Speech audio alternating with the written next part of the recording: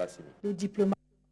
Premier tête-à-tête ce vendredi 8 septembre 2023 entre le président de la Commission électorale nationale indépendante et l'ambassadeur égyptien accrédité en République démocratique du Congo. Par cette rencontre à 4 mois des scrutins, Echam El Mekwad, chef de mission diplomatique égyptienne, a eu des assurances auprès du président de la centrale électorale pour la tenue des élections dans le délai. Monsieur le Président m'a gentiment donné un exposé sur le travail de la CENI depuis ces derniers mois, la situation aussi sur le terrain. On doit féliciter sur le travail qui a été fait jusqu'à maintenant, avec tous les défis bien sûr, les défis logistiques, géographiques, mais on a vraiment confiance qu'un très bon travail va être fait par la CENI. Le diplomate égyptien a montré l'intérêt de son pays de renforcer la collaboration avec la République démocratique du Congo. Si on aborde les relations entre les deux pays, c'est des relations très haut niveau qui datent depuis les années 60. Donc bien évidemment, le Congo, le RDC, c'est un pays qui nous intéresse. Donc on s'intéresse avec tout ce qui se passe dans ce pays. Et bien évidemment, s'il y a des élections présidentielles, c'est un sujet qui nous intéresse. Présent à cette rencontre, le questeur adjoint de la CENI, Mme Sylvie Biremano Balumi.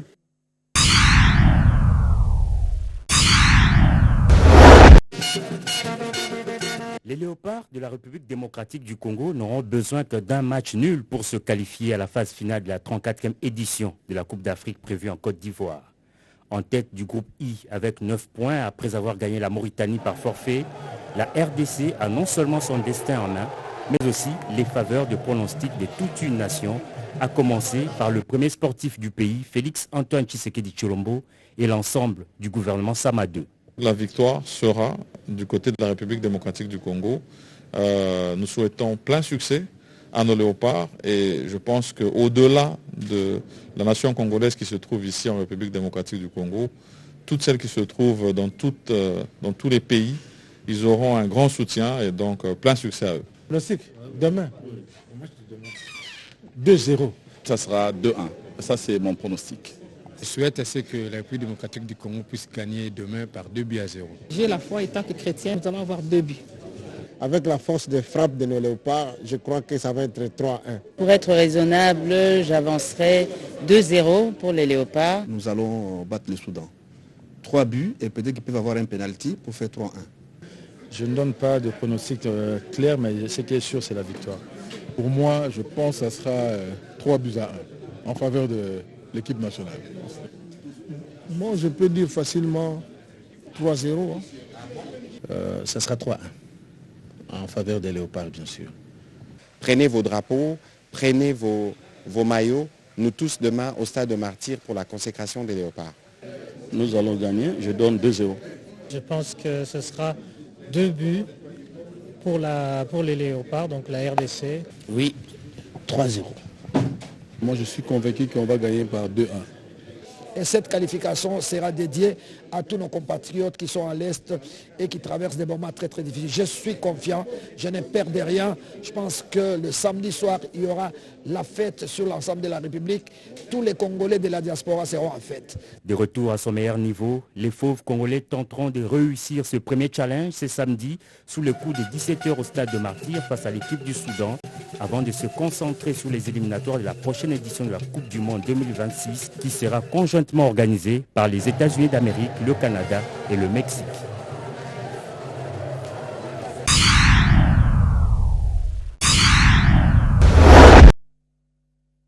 La coopération entre la République démocratique du Congo et l'Union européenne est au beau fixe. À titre illustratif, dans le domaine des défenses, conduite par Alain Descroux, la délégation de l'Union européenne a eu une séance de travail avec le vice-ministre de la Défense nationale, Sami Adoubango, au nom du vice-premier ministre, ministre de la Défense nationale et des anciens combattants, Jean-Pierre Bemba Gombo, appelé à d'autres obligations d'État. Cette délégation de l'Union européenne a présenté au vice-ministre Sami Adoubango le rapport de la mission de facilitation de la paix relative à la formation de la brigade de réaction rapide des forces armées de la République démocratique du Congo à Kindu dans la province du Maniema. Donc nous avons expliqué un peu le but de cette mission de travail. Donc, qui encore une fois fait suite à cette mission d'identification qui avait eu lieu à Kindu auprès de la 31e brigade de réaction rapide. Très bonne réception de la part du vice-ministre de la Défense. Heureux d'apprendre qu'effectivement il y avait un nouveau soutien qui se mettait en place, un soutien européen spécifiquement à cette 31e brigade de réaction rapide, avec l'appui technique de la coopération de la défense belge qui appuie cette 31e brigade de réaction rapide depuis de nombreuses années. Autre fait à souligner est que cette brigade de réaction rapide des forces armées de la République démocratique du Congo à Kindu bénéficie d'un important appui technique de la coopération militaire belge depuis le mois d'octobre 2022.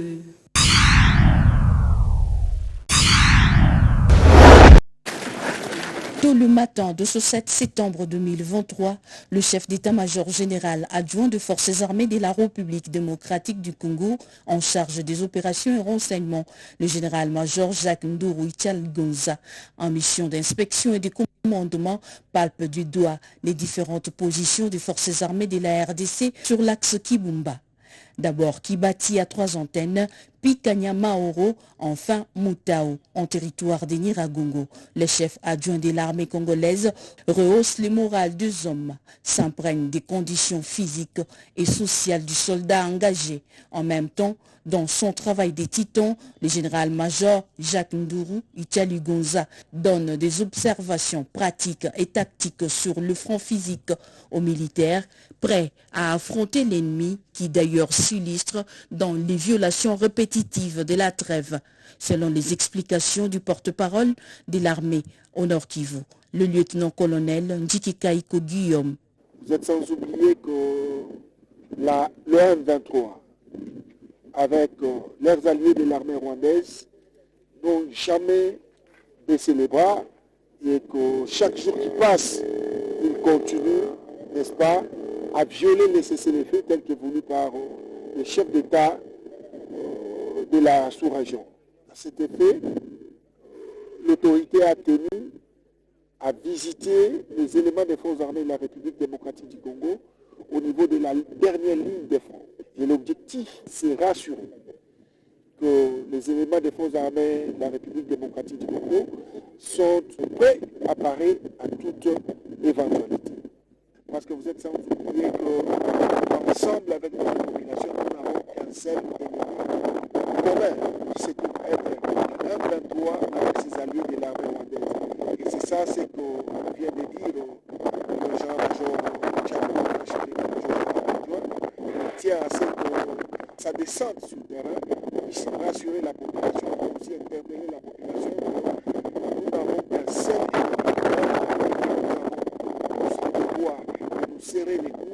En sa qualité opérationnelle, le général-major Jacques Nduru Itsaligonza a inspecté également le centre d'instruction de Mubambiro en territoire de Massissi. Téné, cette autorité militaire a insisté sur la discipline mais aussi le respect des instructions de la hiérarchie sur différentes lignes de front.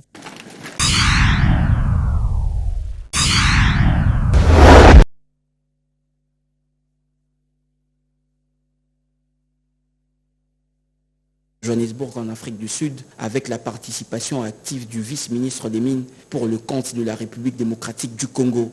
Sur invitation du ministre sud-africain des Ressources minérales et énergie, la RDC a fait entendre sa voix par Godard Motemona au cours de ses assises.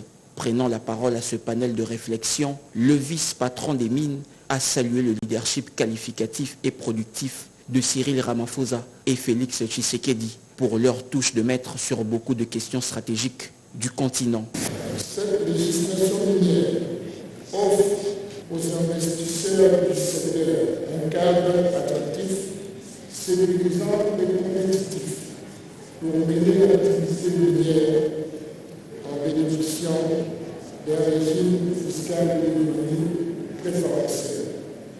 Portant la casquette panafricaniste, Godard Motemona a plaidé pour la mise en commun des efforts entre pays africains afin de permettre à ces derniers d'agir en groupe face à la mutation inéluctable du monde actuel vers la transition énergétique de manière à préserver les intérêts de l'Afrique vis-à-vis des autres continents concernant les minéraux dits critiques. Pour clore son propos, le vice-ministre des Mines a encouragé les organisateurs à multiplier ces genres d'initiatives qui renforcera la prise de conscience des décideurs africains dans la gestion efficiente et efficace des substances minérales stratégiques dont regorge le sol et sous-sol du continent africain.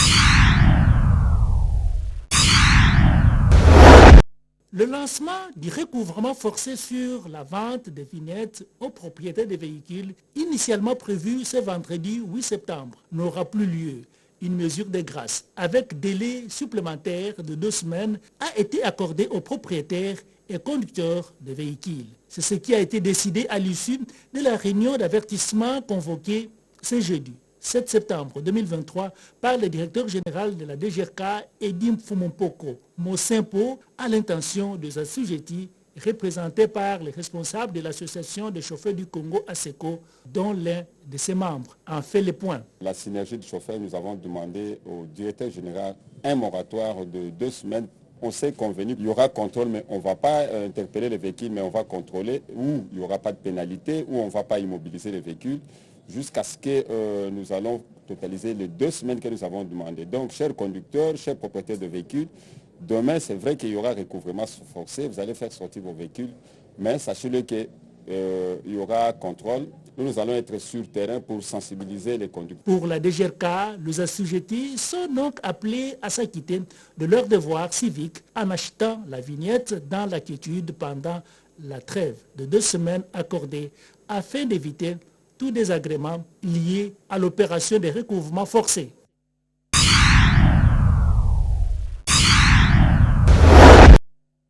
Pour pallier aux difficultés du fonctionnement de cet instrument de communication par excellence du gouvernement provincial de Lomami à travers les coins et recoins de la province de Lomami en information, formation et divertissement, 3 rôles que joue cet outil des médias publics, mais aussi pour relayer les activités de la chaîne nationale dans le Congo profond. Il a plu au gouvernement provincial de Lomami, par le biais du gouverneur à d'intérim Jean-Claude Lubamba Mutombo, de doter cette sous-station de la RTNC Moneditou par l'esprit managérial du chef de sous-station à d'intérim Jean-Claude Mukendi Kabongo d'un groupe électrogène de 3.5 kVA de marque Hervé Max. Nous tenons à remercier sincèrement Nathan Ilonga et Jean-Claude Lubamba pour ce geste vraiment honorable à l'endroit de cette chaîne officielle et qui œuvre dans la partie sud de la province de Lomami. Le chef technique est là, il a suivi tous les conseils qu'on a donnés par notre fournisseur. Donc ils doivent seulement garder ça ou utiliser à bon escient, parce que depuis très longtemps, la sous-station n'avait jamais, je le dis bien jamais, trouvé un instrument comme ça, PEMPA neuf, et surtout venant des autorités politiques administratives telles que le gouverneur. Étant donné que cette sous-station ne bénéficie pas de frais de fonctionnement, le pouvoir de l'hôtel de ville de Moneditou a porté de la croix pour voler à sa rescousse en carburant pour des résultats escomptés dans cette tâche patriotique. Moneditou, Étienne Mukelichichi, RTNC.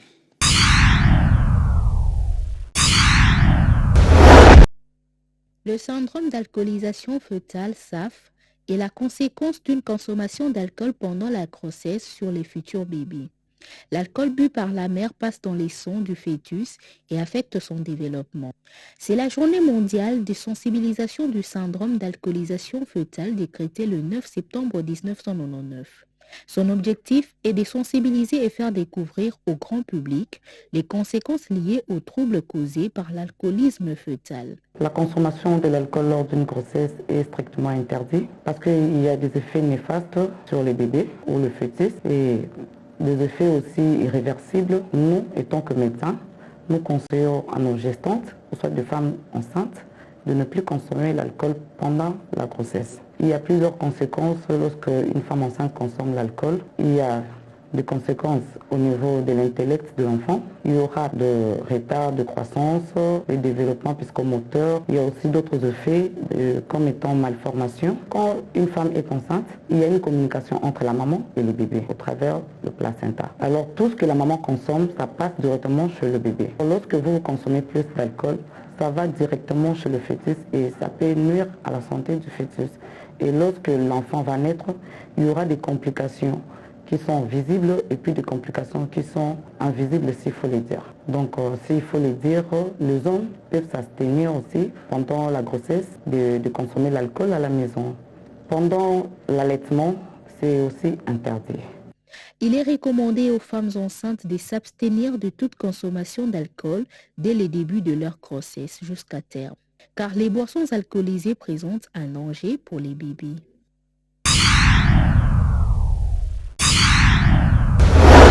À l'entrée de la commune de Chitourou, les habitants ont réservé un accueil chaleureux à son digne fils, qui a grandi ici, l'obligeant de marcher à pied. Jacques Kaboula Katoué a été accueilli par le maire de Likasi. Sans tarder, l'autorité provinciale va inspecter le stade municipal Moukouba en pleine modernisation.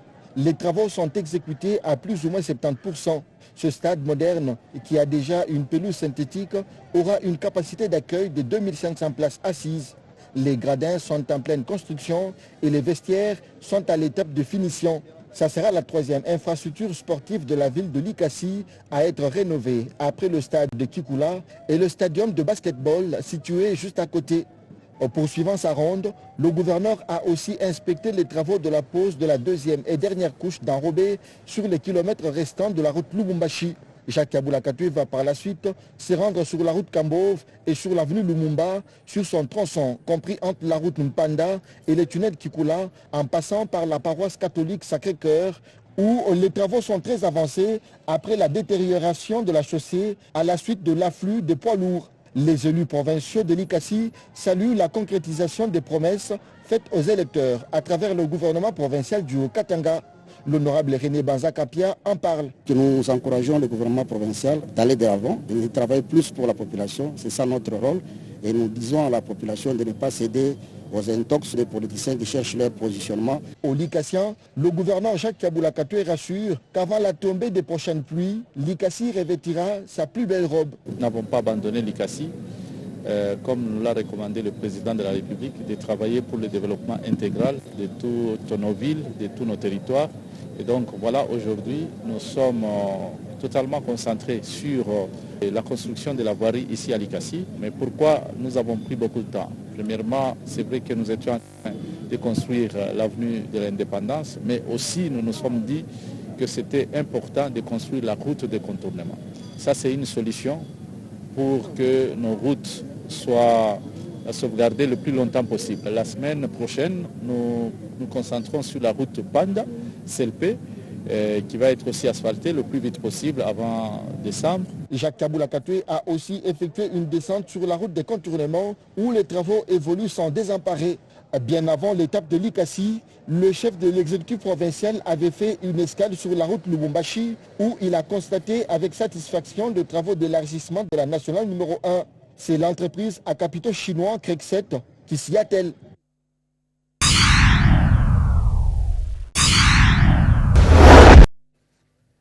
Compte rendu de la 112e réunion du Conseil de ministres. Le président de la République, chef de l'État, Félix Antoine Tshisekedi Tshilombo, a présidé ce vendredi 8 septembre 2023 à la Cité de l'Union africaine, la 112e réunion du Conseil des ministres du gouvernement de la République. 4 points étaient inscrits à l'ordre du jour, à savoir 1. Communication du président de la République, chef de l'État. 2. Point d'information. 3. Approbation d'un relevé des décisions de Conseil de ministres. 4. Examen et adoption de textes. La communication du président de la République a porté principalement sur 3 points. 1. De l'état d'avancement de projet des zones économiques spéciales en République démocratique du Congo. Quelques jours après sa visite à la zone économique spéciale de Maluku, où il avait procédé au lancement de la production de carrelage et des faïences de la société Saphir Céramique d'IRC, faisant office de première production à voir le jour dans cette zone industrielle, le président de la République a pu s'enquérir du processus global d'opérationnalisation de cette zone économique spéciale et des défis qui restent à relever, notamment la finalisation du processus d'octroi d'un tarif préférentiel de l'énergie électrique afin de garantir la compétitivité de toutes les entreprises situées dans cette zone. Le deuxième point de la communication du président de la République a porté sur l'accompagnement du gouvernement à la mise en œuvre de la gratuité de la maternité et des soins du nouveau-né. Après avoir procédé au lancement du programme de la gratuité de la maternité et de soins du nouveau-né le 5 septembre 2023, le président de la République a rappelé que ce programme s'intègre dans le cadre de la mise en œuvre de la couverture santé universelle dans notre pays. Une réforme inédite à travers laquelle le gouvernement matérialise progressivement sa vision d'améliorer sensiblement l'accès aux soins de santé de base de nos populations sur l'ensemble du territoire national et plus particulièrement aux couches sociales les plus défavorisées. Il a souligné que ces démarrages effectifs des activités relatives à la gratuité de la maternité et des soins du nouveau-né permettra de garantir des soins et des services de santé de qualité à toutes les femmes enceintes lors des différentes phases de consultation prénatale, ainsi qu'à celles qui ont accouché et aux nouveau-nés pendant leurs premiers mois de vie. Le dernier point de la communication du président de la République a porté sur l'ouverture prochaine au Tribunal international du droit de la mer de la phase des exposés oraux en l'affaire relative à la demande d'avis consultatif soumise par la Commission de petits États insulaires sur le changement climatique et le droit international. À ce sujet, le président de la République a rappelé que cette initiative décidée par la Commission de petits États insulaires sur le changement climatique et le droit international au cours de sa 3e réunion tenue le 26 août 2022 tente à déterminer les obligations particulières des États partis à la Convention des Nations Unies sur le droit de la mer dans le cadre notamment de la prévention, la réduction et la maîtrise de la pollution du milieu marin eu égard aux effets nuisibles que peut avoir le changement climatique, notamment sous l'action du réchauffement climatique et l'élévation du niveau de la mer et de l'acidification des océans qui sont causées par les émissions anthropiques de gaz à effet de serre dans la